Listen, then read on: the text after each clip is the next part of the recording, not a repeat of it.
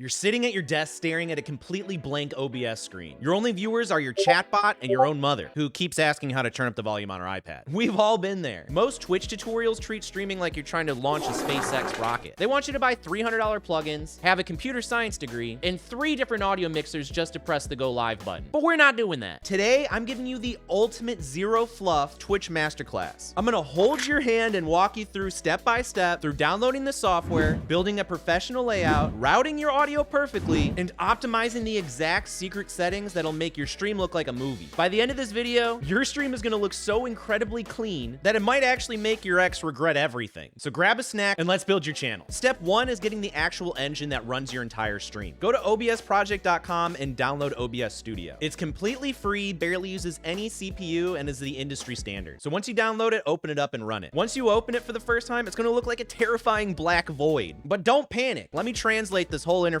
for you. That massive big black box at the top of the screen, this is your preview screen. So this is pretty much what your entire screen is going to look like to your viewers. Right now it looks like nothing because we haven't had anything yet. So this is what Twitch will see. The bottom left, this is where you have your scenes. Think of scenes as different rooms in your house. You'll have a room for just chatting, a room for gameplay, and a room for starting soon. Right next to that is going to be your sources. Sources are the actual furniture inside those rooms. Your webcam, your gameplay, your microphone, and your text, and anything else pretty much. But before we buy the furniture, we got to assign the lease to the house. Go to the bottom right corner and you're going to see a button called settings. So click on settings. Then we're going to click on the stream tab on the left, click that, and go to the very top where it says service, and then click on Twitch. Then we're going to click on connect account. So click connect account. You're going to put in your username and password in order to connect your Twitch. Then you're going to click the purple authorize button. You might have to do a 2-factor authentication like I did on my phone. So go fish it out of the couch cushion. Boom, we're officially hacked into the mainframe. Now we're going to hit the apply button and okay, because now we see we have 2 boxes that popped up. You have your stream information, which is your title, your go live notification, your category, tags, all that nonsense, and you have your stream chat, aka your Twitch chat. You can literally click the top of these boxes and drag them to snap them into OBS wherever you want to read them. So I'm going to have my Twitch chat on the right and then the stream info on the left. So if you need to change your title or anything like that, just change it there and hit done, and it updates successfully. But now we need to actually make your stream look professional. You need these 3 scenes. The first is a starting soon screen to let people gather. The second is a just chatting screen to talk to your chat. And the third is the gameplay scene. So listen to me carefully. You can go to Canva right now and spend the next 6 or so hours designing and building everything from scratch for free, and that's totally fine. But if you value your time, or you're just super lazy like me, you can literally just copy my exact setup. I built a streamer starter pack that has everything you're gonna need, like these webcam overlays. We got a bunch of panels you can put under your Twitch stream. We got our starting soon, offline screen, be right back screen, and banners you can use for your channel. And since I like you guys, I put an absolutely massive discount link in the description down below. So you can grab this entire graphics pack for less than the price of a fast food lunch. And you'll have your stream looking pro in 5 minutes and not 6 hours. So I'm gonna use my streamer starter pack for this tutorial to save us both some time. Let me show you exactly how to drop in your graphics into OBS Studio. First things first, we're gonna rename this new scene by right-clicking and renaming, and I'm gonna call it starting soon. If I can spell, there we go. So this is now our starting scene room. We're gonna go to sources next to it and hit the plus button. If you have an animated overlay, you're gonna use a media source, but this one's static, so I'm just gonna use an image source. So click on image. We can call it starting soon screen, and then we're gonna hit okay. Now we're gonna upload that file that we have. Whether you made it from Canva or you got it from me, doesn't matter. We're gonna hit browse, and then I'm gonna pick the starting soon screen. So I'm gonna double click. It's gonna pop it right in here. Then we're gonna hit okay, and boom, our starting soon screen's already done. Easy peasy. Now we're gonna go and add a new scene under starting soon. So hit the plus button, and we're gonna call this one gameplay. So we're gonna hit okay. Now we have another room in our house. We have starting soon and gameplay. So now if you're using a webcam, you're gonna go to sources, hit the plus button, and you're gonna click on video capture device. There's a little camera icon next to it, making it easy. So click on that. We're gonna call this one webcam, hit okay. You can see it's using the integrated crappy camera from my laptop that's built into my laptop, and that's okay for now. So we're just simply gonna hit okay. And if you need to make this larger or smaller, you can simply right click it and then do transform. And then you can also have it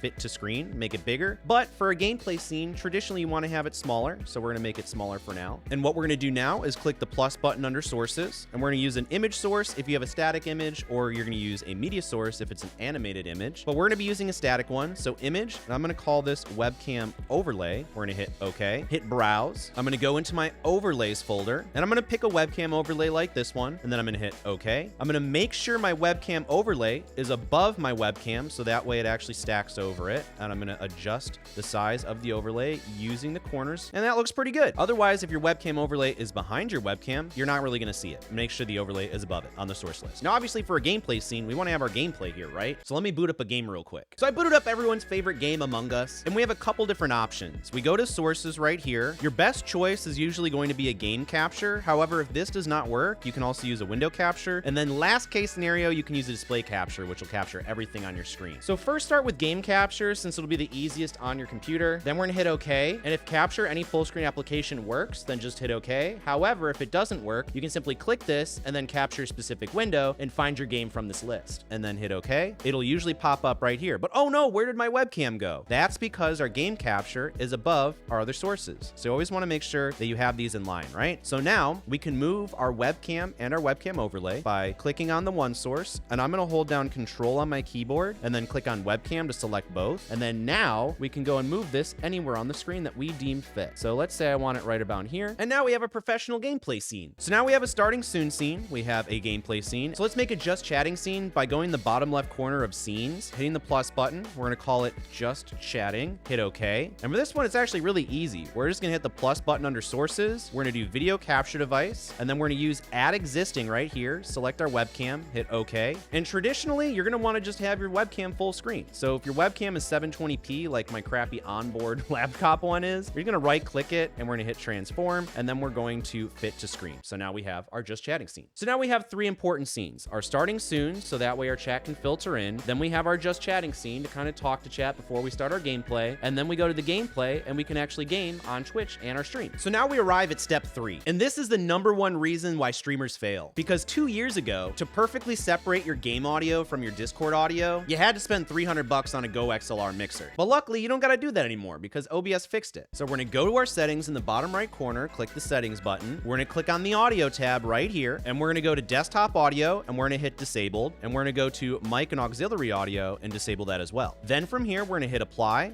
and OK. Now you can see that our audio mixer right here is completely blank, which is perfect because now we have total control to build from scratch and control all of our audio. So we're going to go to our sources box currently under our gameplay scene, and we're going to click the plus button, and we're going to click on audio input capture, that little microphone icon next to it. So click on that. We're going to call this one mic, and then we're going to hit OK. And then now we're going to choose our microphone from this list. So my microphone that I'm using is right here. So click on that and then hit OK. Now you can see that my microphone has been added here, and anytime I'm talking, you can see this bar going up. And this little blue bar underneath it, you can lower your volume here or raise it if you need to. Now we're going to go back under sources, and we're going to hit the plus button again, and we're going to select application audio capture right here at the top. So click on that. We're going to name it game audio, hit OK. Now we're going to select the window, which in this case is going to be Among Us. So click Among Us and then hit OK. Now you can see we have our game audio right here. So if it ends up being too loud and makes it overpower our voice, we can just drag this down so it's not fighting for as much attention for our voice. So maybe like right around here, I'd say. You can always ask chat or review your VODs after to see how the audio levels look and sound. Now you can do the exact same thing. So hit the plus button, application audio capture, and you can rinse and repeat this for all your other software like Discord calls. You can use this for like Spotify if you have the app. Basically any other audio source you want to add, you can add it the same exact way here. So if I had Discord up, I'd select Discord, okay, and it's going to add that next source. So just rinse and repeat for all of the audio that you want. But to keep it simple, I'm just going to have my microphone and my game audio. And boom, you saved yourself $300 by not having to buy an individual audio mixer. Do keep in mind though that since this game audio is specifically linked to Among Us, we're going to have to go in and change it for the other games that we switch to. Otherwise, you're not going to have game audio. But there's a massive catch. Because we built out our audio sources in our gameplay scene to have total control, if you switch to the starting soon scene right now, your stream's going to go completely mute. To fix this, we're going to go to the gameplay scene, and we're going to go and hover over the microphone one. We're going to right click, and we're going to hit copy. Then we're going to go to our other scene that we want our microphone in. We're going to right click over sources, and then we're going to do paste reference. And then we're going to do the same thing for all the other sources that you want your microphone on. Right click, add source, just kidding, paste reference. Got you there for a second. And then we'll go to gameplay, and you're going to rinse and repeat this for all your other audio sources where you want them. Now you technically don't need to do this for your game audio on your starting soon screen or your just chatting screen. But for example, if you're using like a Spotify app on your computer and you want the music there, then you can feel free to put it there or whatever scene you really want it to. You have the power and control over your audio now. Now we move on to step 4. This is where we fix your pixelated and laggy stream. We're going to go back down to the bottom right corner, click on settings, and then once we're in settings, we're going to click on the video tab on the left-hand side. The base canvas resolution is the literal computer monitor that you're looking at right now. I'm playing on a 1080p monitor, so mine is going to be 1080 right here. If you're playing on a 4K monitor, choose choose the 4K option. And then the output scaled resolution, this is the output that you're going to send to Twitch. So if you want to send a 1080p footage to Twitch, then you can use 1080 right here. But listen to me very carefully. If your stream is lagging or stuttering or buffering, you may need to turn this from 1080p down to 720p, because that's okay. That just means your internet is struggling to keep up with the footage you're trying to send to Twitch. And the good news is that majority of people watching Twitch are just watching on their phone, so they're really not going to matter if it's at 720 or not. However, if your internet can handle it, you can always do 1080p, which is a solid option too. You might notice that if these two numbers are different, then you're going to have options to downscale. So what you would do if I want to stream at 720p because it's not running buttery smooth and I want it to, then I would change it to 720p, and then I would change the downscale filter to Landscopes, because that's going to give you the best quality, and you're going to change common FPS values to, well, common FPS values, and make sure this is 60 frames per second. So the output 720, so 720p, FPS 60 frames per second. Or you could do 1080p to 1080p, no downscale filter necessary, so you'd be streaming at 1080p, 60 frames per second,